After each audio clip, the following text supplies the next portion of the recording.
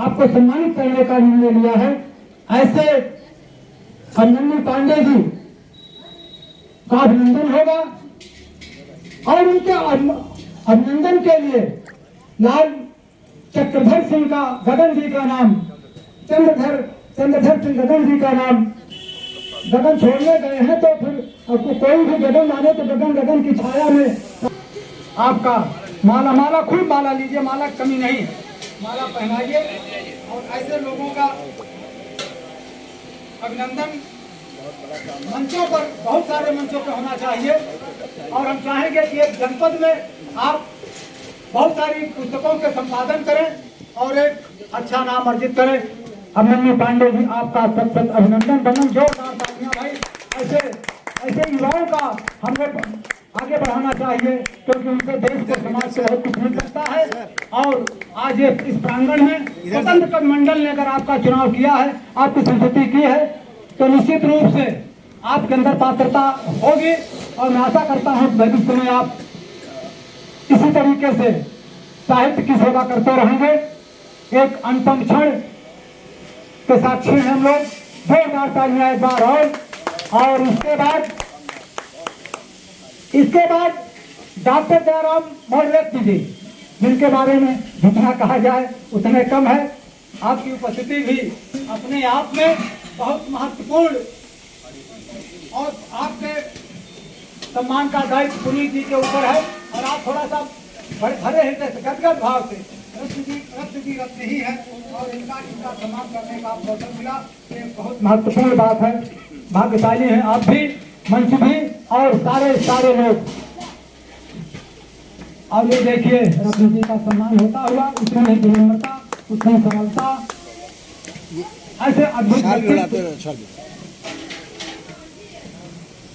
हाँ इधर सर और बहुत बढ़िया छायांकन होना चाहिए भाई। आप तो इनके बहुत वो हैं, माननीय आनंद ओझा जी, खूबसूरत छायांकन होना चाहिए जी, बहुत अच्छा।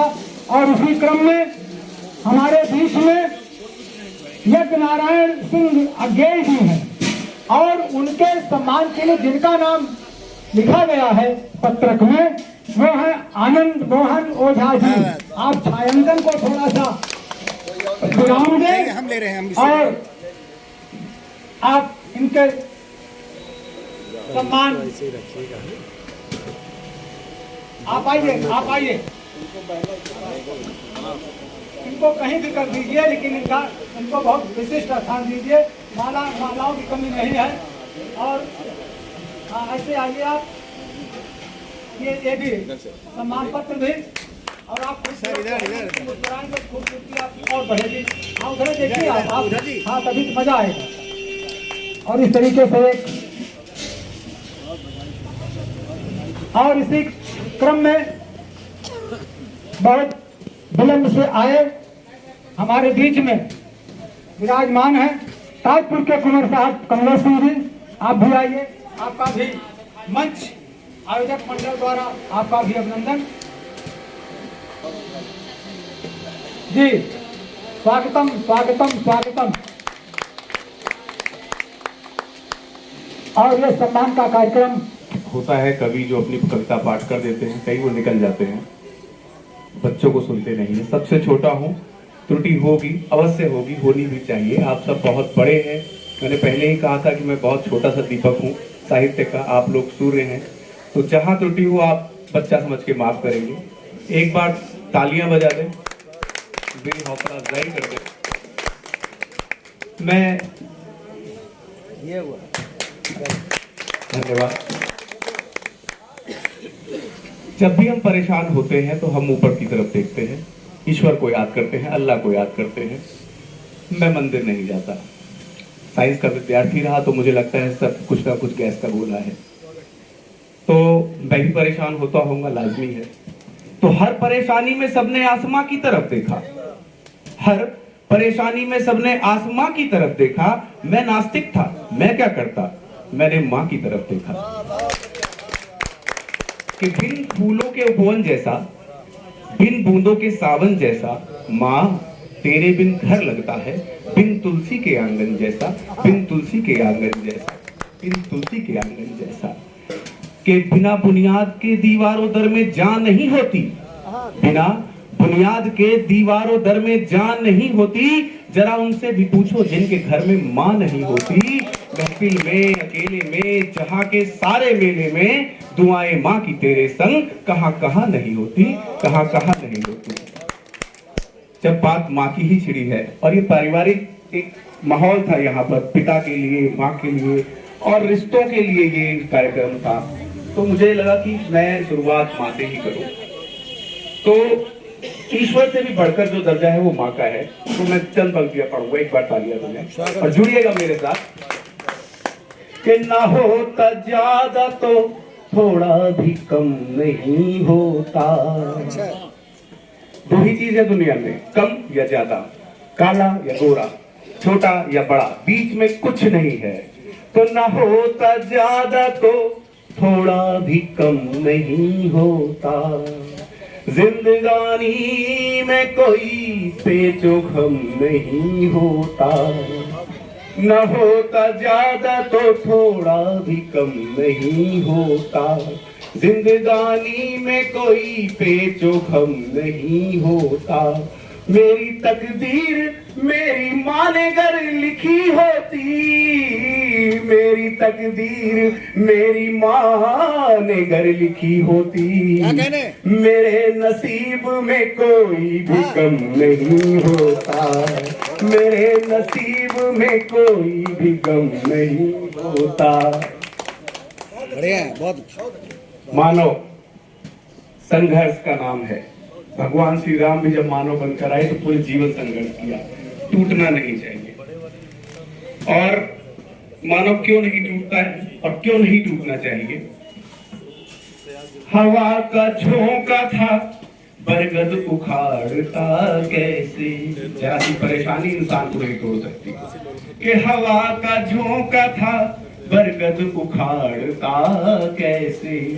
सियार शेर के जैसे दहाड़ता कैसे।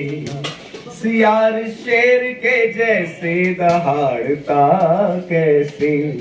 और मेरे माँ बाप की दुआ का असर है मुझ पर। मेरे माँ बाप की दुआ का असर है मुझ पर। जमाना मेरा भला कुछ बिगाड़ता कैसे। जमाना मेरा भला कुछ बिगाड़ता कैसे। एक दो चीजें और सुनाता हूँ, मन से सुन रहे हैं आप लोग। पहली बार मैं अपनी मातृभूमि पे काव्य पाठ कर रहा हूँ।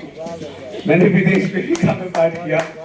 ऐसा कोई राज्य नहीं है जहाँ किया, लेकिन जो प्यार यहाँ, ये लग रहा है कि मैं अपने घर में कर रहा हूँ, अपने आंगन में कर रहा हूँ। मैं उस बच्चे की तरह हूँ कि बेटा मौसी आई है, कविता सुना दे, पहली क्लास से। तो बहुत अच्छा लग रहा है, आनंदित हूँ। अंदर से थोड़ा सा भाव भी है कि आज अपने घर में सुना। आप अपनी जड़ को सींच रहे हैं। पूरे हम कहीं भी जाते हैं, एक माहौल पूरे देश में पहले होता था कि कहाँ से आते हो। मैं बहुत फक्र महसूस करता हूँ कि जब मैं बताता हूँ कि उत्तर प्रदेश से, तो कहते हैं कहाँ से, मैं कहता हूँ प्रतापगढ़ से। दूसरा सवाल नहीं आता, वो जानता है कि प्रतापगढ़ कहाँ पर है उत्तर प्रदेश में। मेरे लिए गौरव की बात होती है, कैसे भी है। फिर सवाल उठता है कि कौन जात हो भैया। मोदी जी का धन्यवाद, पूरे देश में उन्होंने जात खत्म कर दी। हाँ, हिंदू और मुसलमान शुरू हो गए। अब लोग पूछते हैं हिंदू हो या मुसलमान। न हिंदू हूँ न मुस्लिम हूँ, न सिख हूँ न ईसाई हूँ। न हिंदू हूँ न मुस्लिम हूँ, न सिख हूँ न ईसाई हूँ। मैं भारत माँ का बेटा हूँ, मैं हर बंदे का भाई हूँ। मैं भारत माँ का बेटा हूँ, मैं हर बंदे का भाई हूँ। मैं तुलसी सूर और रस खान की धरती का बाशिंदा। मैं तुलसी सूर और रस खान की धरती का बाशिंदा। मैं दोहा हूँ कबीरा का, मैं गालिब की रुबाई हूँ। मैं दोहा हूँ कबीरा का, मैं गालिब की रुबाई हूँ। पूरे देश में शमशान और कब्रिस्तान, शमशान और कब्रिस्तान।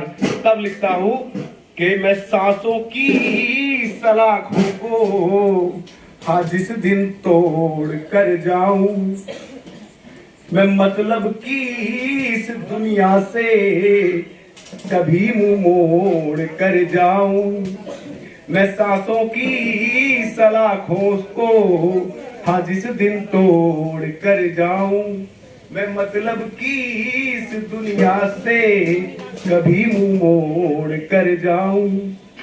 मेरे यारों मेरी तुमसे फकत इतनी गुजारिश है, मेरे यारों मेरी तुमसे फकत इतनी गुजारिश है, सफर पर आखिरी जाऊं तिरंगा ओढ़ कर जाऊं, सफर पर आखिरी जाऊं तिरंगा ओढ़ कर जाऊं। एक छोटी सी कविता सुनाऊंगा,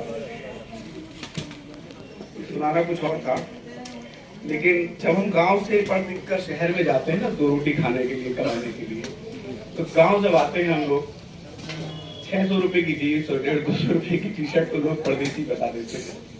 अरे परदेसी हो आप, उनको कौन बताए कि वहाँ क्या हम देखते हैं, क्या झेलते हैं। हमने लॉकडाउन में सांसों के लिए लड़ाई लड़ी है। मैं अपनी फैमिली लेकर 15 दिन के लिए आया और कुछ नहीं हुआ, वहाँ हमने लोगों को मरते देखा। तो परदेसी बड़ा शब्द जो गाली जैसा लगता है, आप हमको अलग कर देते हैं, हम आपका नाम करने वहाँ गए हैं, गौरव से कहते हैं कि प्रतापगढ़ की धरती से आते हैं, तो परदेसी नहीं कहना चाहिए, आपके भाई हैं। तो जुड़िएगा मेरे साथ, और आपके घर में कोई भी परदेसी होगा तो बस उसकी छवि को अपने दिमाग में रखिएगा। जब हम गांव से वापस शहर जा रहे होते हैं, जो मेरे साथ सुबह होने वाला है, अभी सुबह की ट्रेन से आया हूँ, सुबह मेरे साथ होने वाला है कि माँ की आंखों के मोती जब आंसू बनकर बहते हैं, बेटा वापस जल्दी आना, बाबूजी जब कहते हैं, आंख से उछल होने तक